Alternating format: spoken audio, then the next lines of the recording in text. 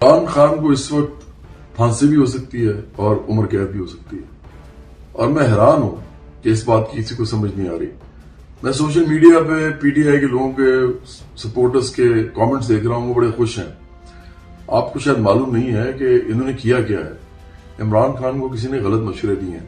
مجھے عمران خان پہ بہت غصہ آتا ہے جب وہ ان کی حرکتیں میں دیکھتا ہوں، لیکن مجھے اس وقت ان پہ ترس آ رہا ہے۔ مسئلہ یہ ہے کہ انہوں نے کیا یہ ہے کہ پاکستانی ریاست کو ایک بہت بڑے پرابلم میں ڈال دیا، اور اس وقت جو اسٹیبلشمنٹ ہے اور جو ادارے ہیں پاکستان کی، وہ بھی بہت سخت پریشانی میں ہیں، کیونکہ انہوں نے قومی اسمبلی میں یہ حرکت کر کے نا کہ انہوں نے رولنگ دی ہے کہ ایک باہر کی جو ملک ہے، اور عمران خان اس کا نام بھی لے چکے ہیں، امریکہ کا نام لے چکے ہیں، تو اس کی سازش کی وجہ سے عمران خان یا وزیر اعظم پاکستان کے خلاف عدم اعتماد کی رولنگ آئی ہے۔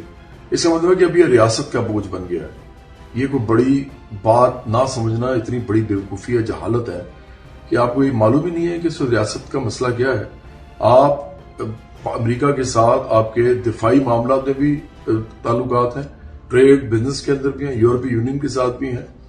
ریاست جو ہے وہ بیوقوفوں والے یہ جو بیانات ہوتے ہیں ان پہ نہیں چلتی، تو انہوں نے تو مصیبت ڈال دی ہے، اور یہ ایسا بوجھ ہے کہ جو اتارنا بڑا مشکل ہو جائے گا۔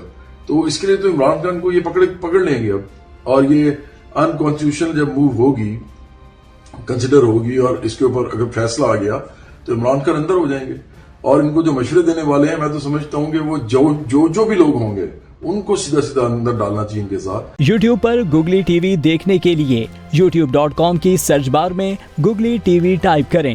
گوگلی ٹی وی کے پیج پر سرخ رنگ کے سبسکرپشن والے بٹن پر کلک کرنا نہ بھولیے۔ یوٹیوب پر اپلوڈ ہونے والی ویڈیو سے باخبر رہنے کے لیے بیل آئیکن پر کلک کیجیے۔ آپ کو ہر نئی آنے والی ویڈیو کے بارے میں نوٹیفیکیشن موصول ہو جائے گا۔